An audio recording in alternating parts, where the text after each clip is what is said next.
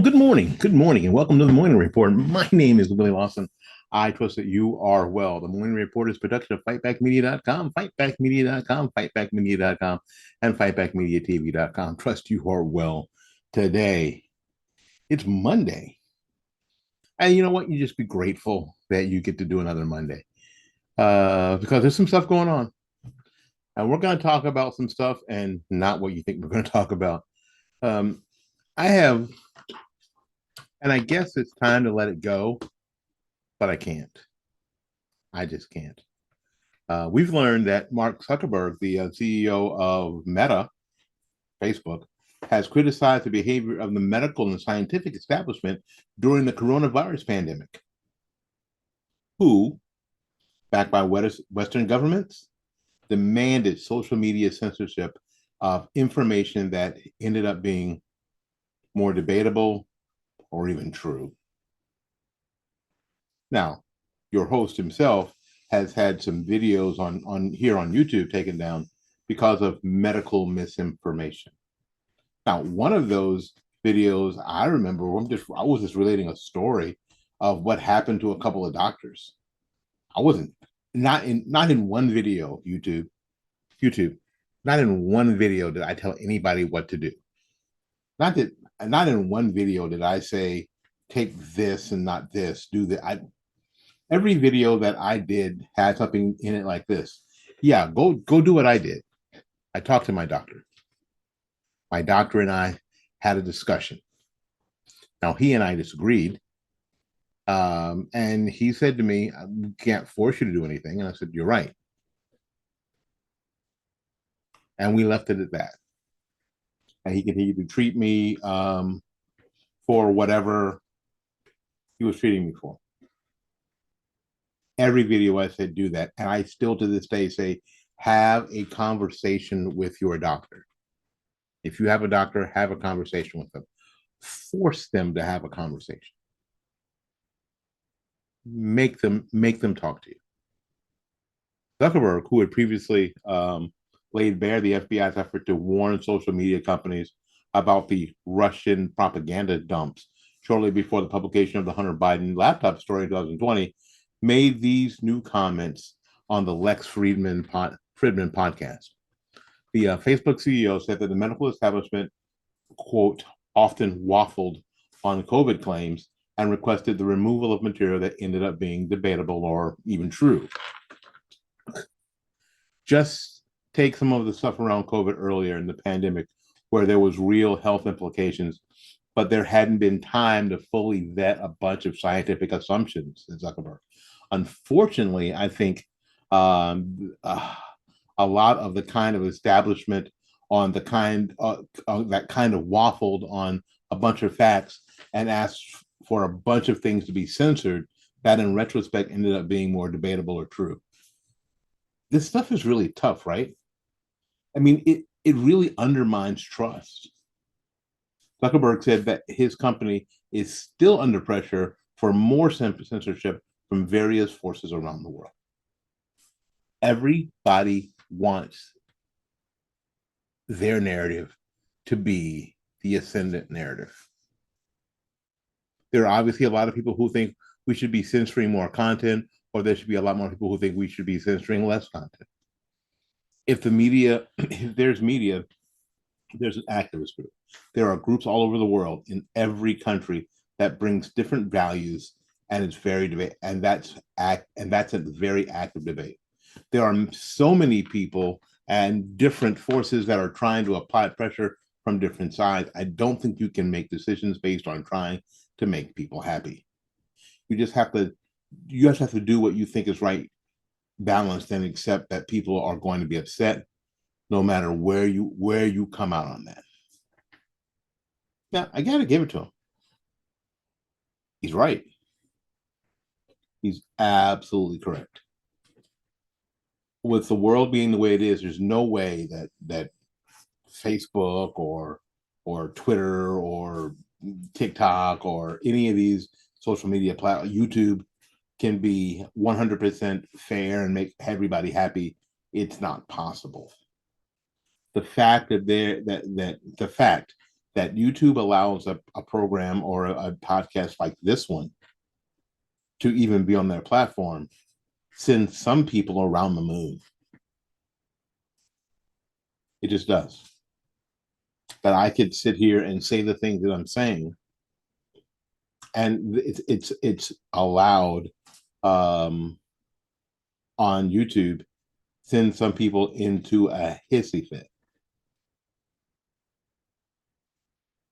And you know that I've not said anything crazy. I've not said anything crazy. See your doctor about your own medical decisions. Is that crazy? Is that insane now? You know, I was watching. It was a TikTok or a reel. I almost said Vine. Um, it's about a comedian, and he mentioned it was interesting. You know, during COVID, people were told, you know, first time in his life, he said it was weird. Don't do your own research. You know what we used to call do your own research? You know we used to call that reading. I thought that is hysterical. That is hysterical. We used to call that reading. And where we were just told not to try to understand, and definitely don't ask any questions. Just do what they tell you. Just do what the man on the TV tells you to do, even if he's telling you to do something completely opposite than he told you to do the day before.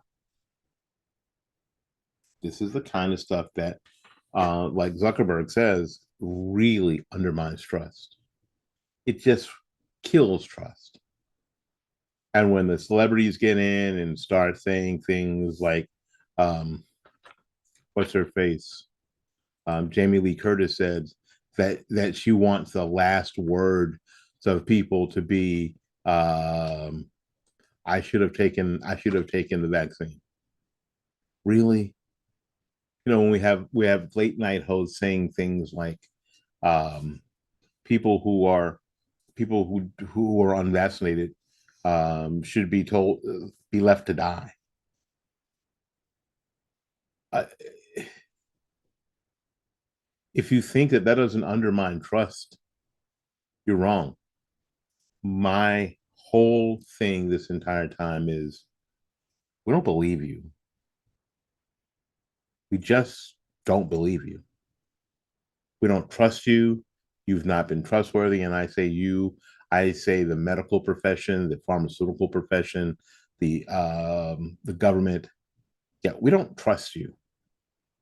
You've not been trustworthy.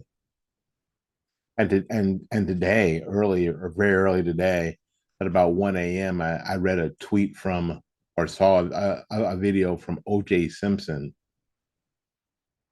just sort of incredulous that some of us would actually question some of our major institutions, especially the FBI, the CIA, the executive branch, that we would even question them. This coming from O.J. Simpson, really, just something you've never been able to do is shut up. Let me help you, Juice. Shut up. A lot of people believe you got away with the crime of the century. Shut up. Go look for Nicole's killer on the golf course, like you said you would. So I know this story about Zuckerberg doesn't, and I'm not saying this to, let Zuckerberg off the hook or anything like that, but it is problematical, isn't it? When even Zuckerberg says, "Hey, listen, there were a lot of people in the pharmaceutical and medical community pressuring these social media firms, and we saw that in Twitter files to cover up or put their finger on the scale, right, of information, and then having to go back on that information again, at the very least, undermining the public's trust. And the more they went back one way, back the other way, back this way, back the other way, people trusted them less and less. I know I did. I didn't believe anything Fauci said. I just didn't. I didn't trust him. And I know that frankly, Trump was scared to fire him. He was terrified to fire him because but I think Trump thought that if he fired Fauci and the pandemic didn't fall off, didn't get better, that he would be blamed for it because he fired Fauci. And Trump wanted to more than anything get reelected, more than anything.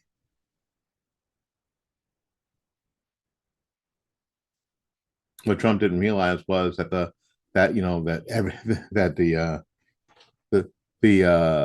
deck was stacked against him anyway,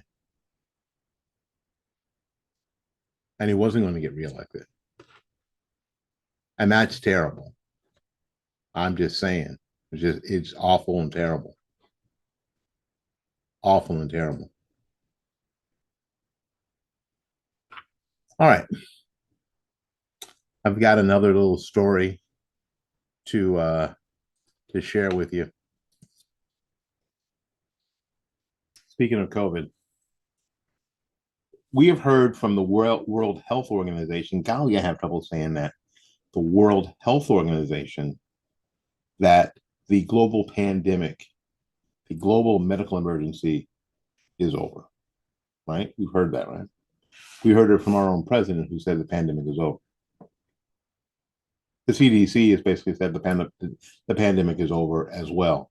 However, if you thought the Democrats were done pushing the COVID hysteria, think again.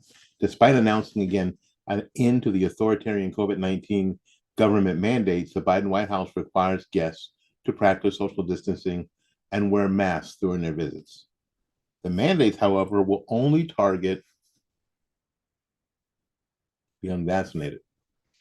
President Joe Biden and First Lady Joe Biden will welcome the NCAA women's and men's national teams to College Athlete Day at the White House today.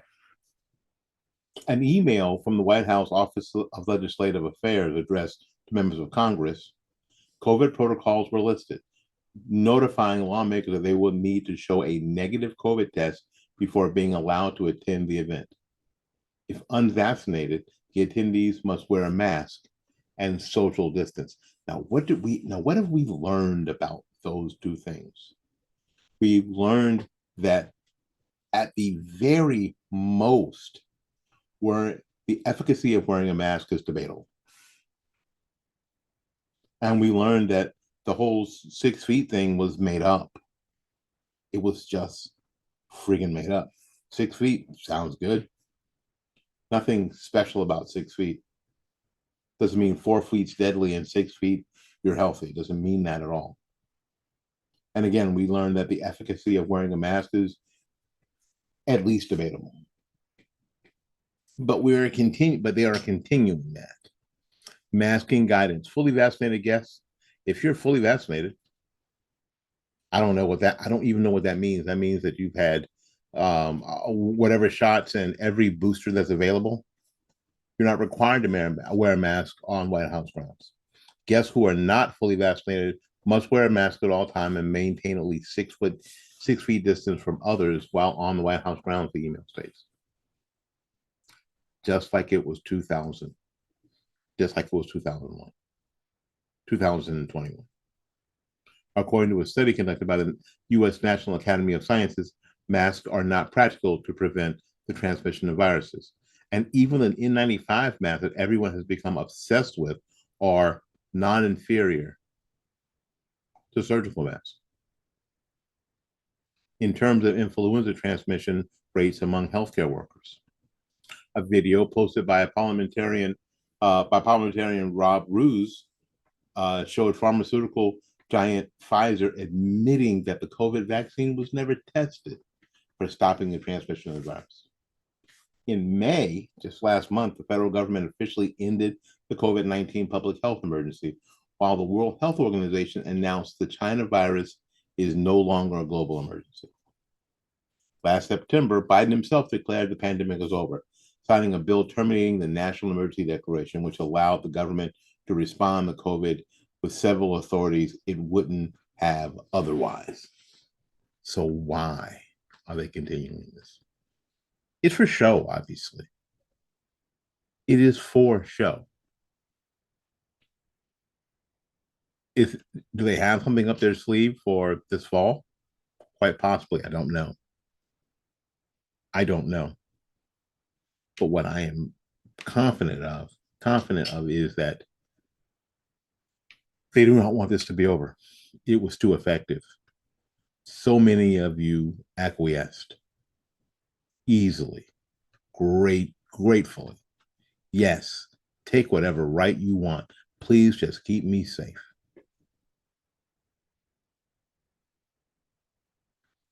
Hmm. We'll see for sure. All right, we got to get out of here, make room for someone else. So until we see you again, go out there and learn something, love somebody, and for goodness sakes, take care of yourself. Ah, peace.